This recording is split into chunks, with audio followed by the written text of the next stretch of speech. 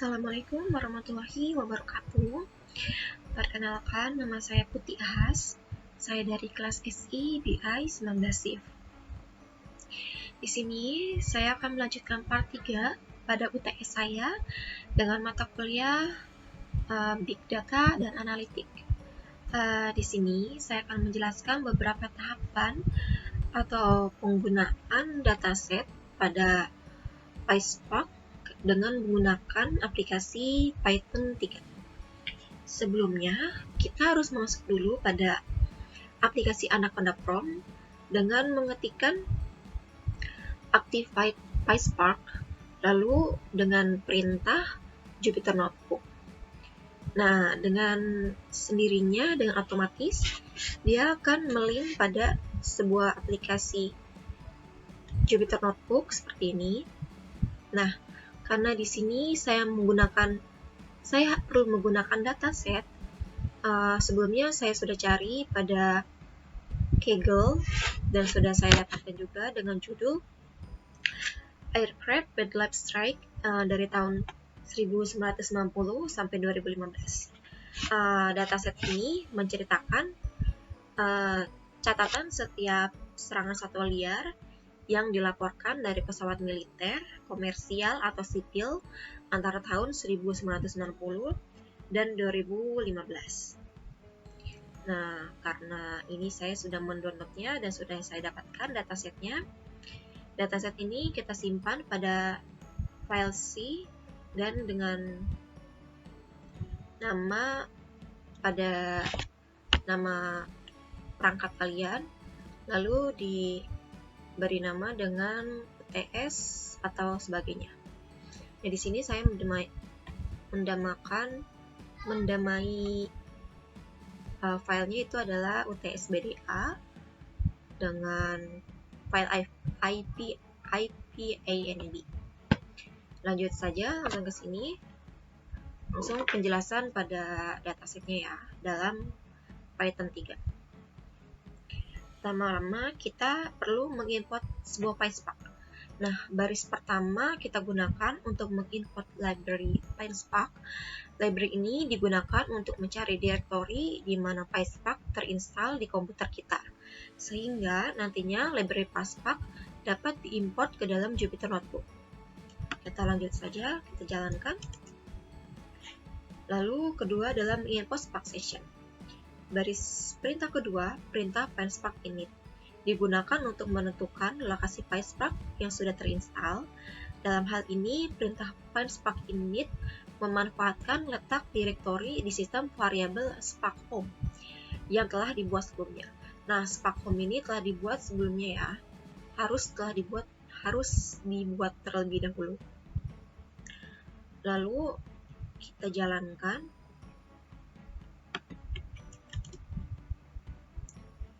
Nah, selama kita menunggu, kita jelaskan ya. Baris perintah pertama kita gunakan untuk mengimport library Spark Session, di mana library ini berada di dalam library yang lebih besar, yaitu library PySpark SQL. Lalu baris perintah kedua kita gunakan untuk membuat Spark Session dengan cara menggunakan builder pattern method builder dan menggunakan metode get or create. Jika Spark Session sudah ada, maka kita gunakan. Jika belum ada, kita create Spark Session yang baru. Lalu selanjutnya, masih di baris kedua, perintah Spark Session yang berhasil kita create akan di-reference oleh variable Spark, sehingga cara kita mengakses Spark Session objek adalah dengan cara mengakses variable Spark. Nah, ternyata ini masih lama ya. Tunggu sebentar.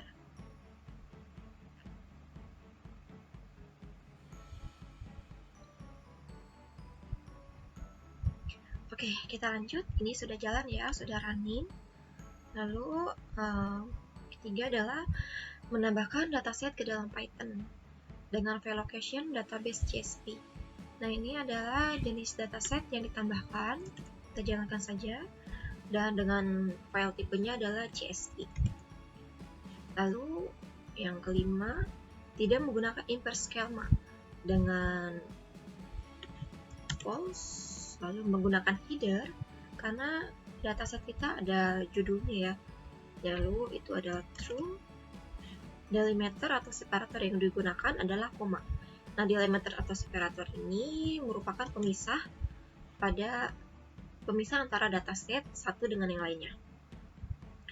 Lalu membuat variabel df atau data frame.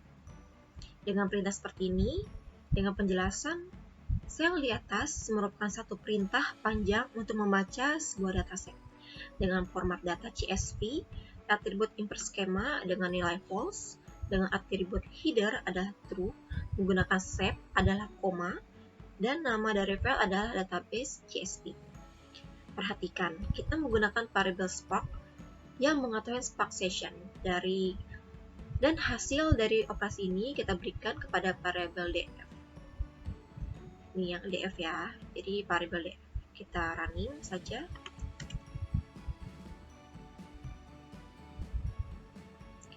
Sebentar.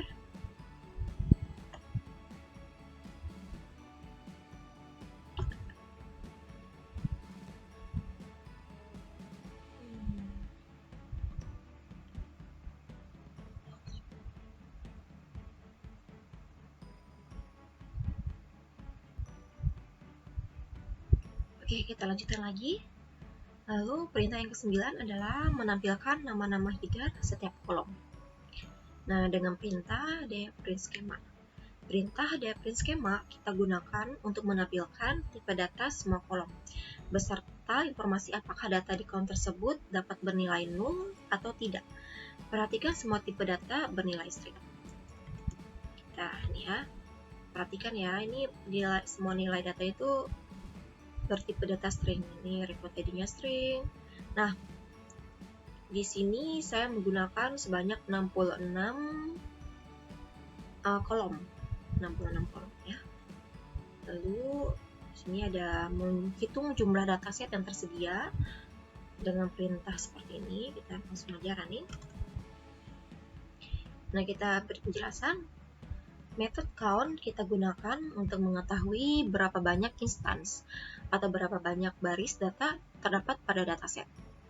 Kita dapat menggunakan method count dengan terlebih dahulu mencastingnya menjadi string dengan perintah str di count di dalam fungsi print dengan tambahan informasi yang lain seperti total dari serangan satwa liar yang dilaporkan dari pesawat militer, komersial atau sipil antara tahun 1990 sampai 2015 adalah sebanyak 1.074.000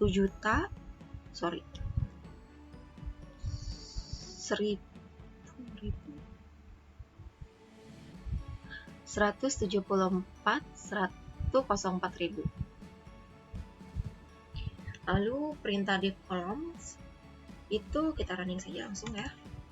Nah, ini tuh kita dapat menggunakan atribut columns untuk menampilkan semua nama kolom dari sebuah dataset.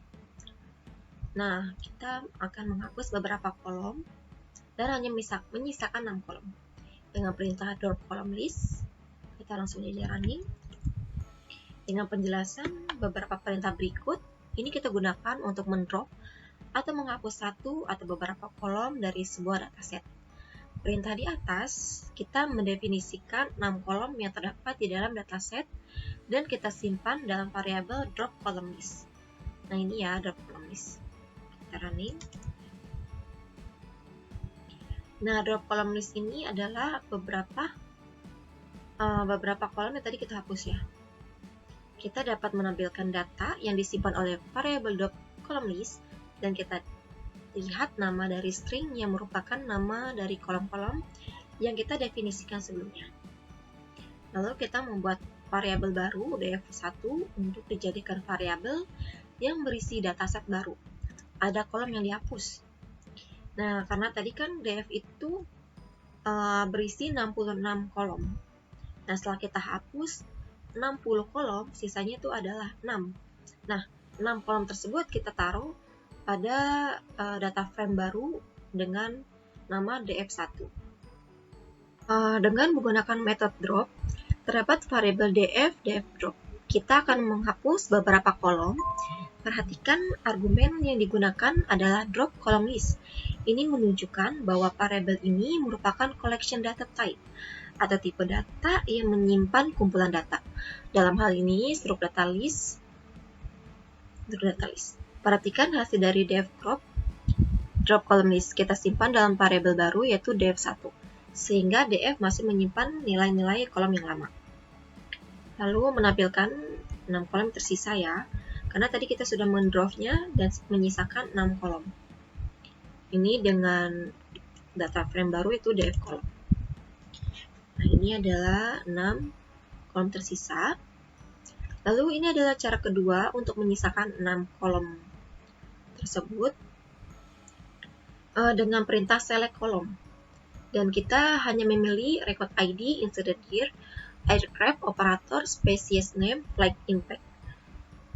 Ini tuh kita hanya memilih 6 kolom yang akan kita gunakan.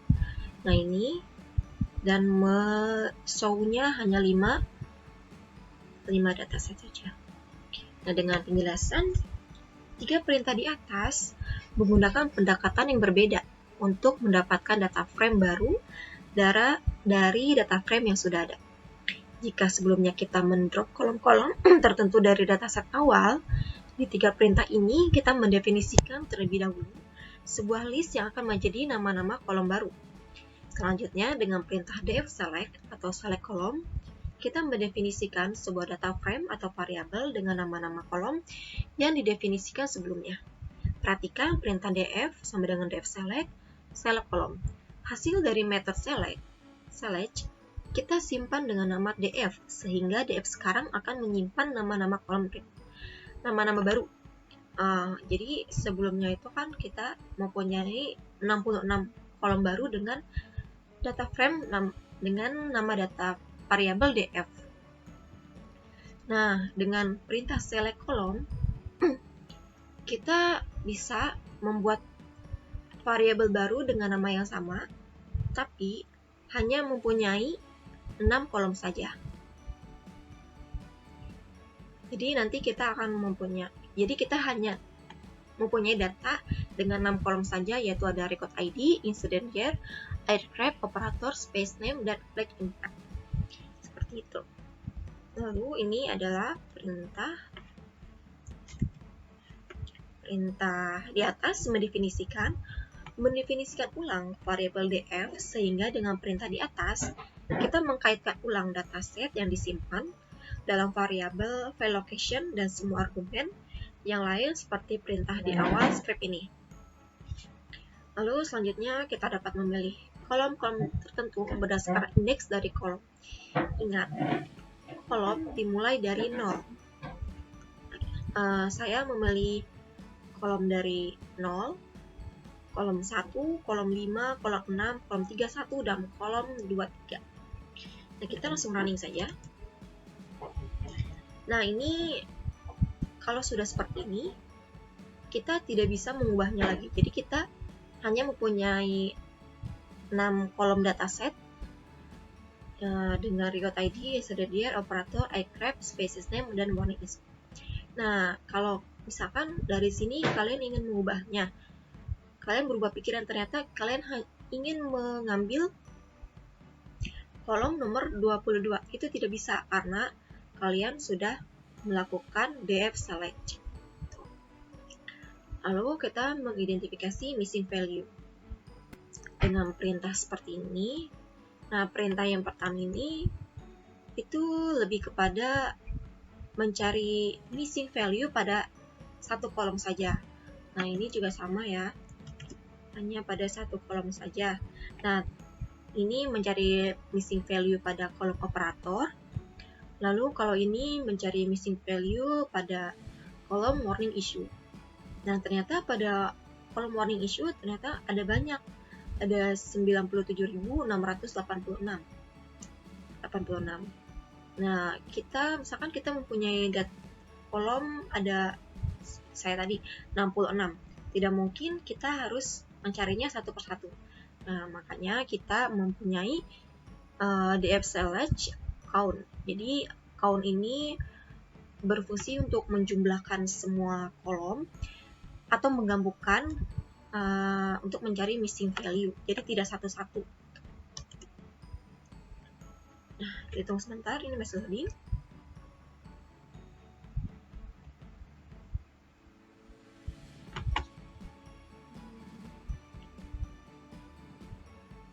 Nah, ini ya, sudah keluar semua. Dengan record ID, missing value-nya 0, incident year 0, operator 0, iCrab-nya 0, species name-nya 80. Nah, ternyata species name juga mempunyai missing value nih. Lalu warning issue juga ada, sama ya kayak tadi ya, 97.686. Lalu di sini juga kita bisa mengubah tipe data. Jadi kan tadi itu kita mempunyai tipe data semuanya string ya. Dari 66 kolom itu string dan menyisakan 6 kolom itu string semua. Nah, kita tuh mau ngubah nih, misalkan di si record ID kita mau ngubah jadi integer, terus warning issue-nya jadi float, lalu date-nya incident year itu jadi date. Nah, ini langsung saja kita running.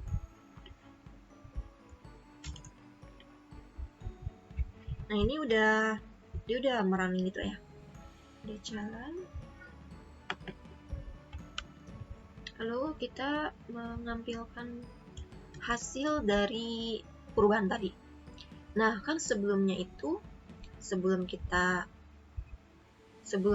ubah tipe datanya, ini tuh record ID itu berupa string, incident year itu string. Nah, operator saya tetap jadikan string. Kenapa? Karena isi operator iCrab dan species name itu bertipe data karakter atau kata atau nama-nama. Jadi karena record ID, karena integer float itu berisi nominal ya. Jadi kalau integer itu kayak isi itu 1, 2, 3 dari 0, 1, 2, 3. Kalau yang float itu desimal, jadi ada komanya gitu. Makanya saya tidak ubah. Lalu sini saya akan menampilkan, ini akan berubah. Nah, kan sebelumnya itu bentuknya seperti ini. Ini record ID-nya seperti ini. Ini semuanya yang masih bertipe data string. Nah, setelah kita ubah, dia akan berubah seperti ini. Ada perubahan ya. Nih, incident year-nya. Jadi dia tuh date gitu loh. Kan karena ininya itu tidak ada bulan tanggalnya, jadi dia otomatis membuatnya. Nah, ini tidak berubah ya, karena saya tidak ubah. Karena saya tidak mau ubah. Lalu kita menghapus 2 kolom. Nah, kita kan mempunyai 6 kolom baru yang tadi ya, yang telah di select. Kita akan menghapus 2 kolom tersebut dengan perintah sama seperti yang di atas, yaitu drop column list. Saya akan menghapus 2 kolom, yaitu operator dan warning issue. Nah, kita langsung jalankan saja. Perintah berikut ini kita gunakan untuk mendrop atau menghapus satu atau beberapa kolom dari sebuah dataset.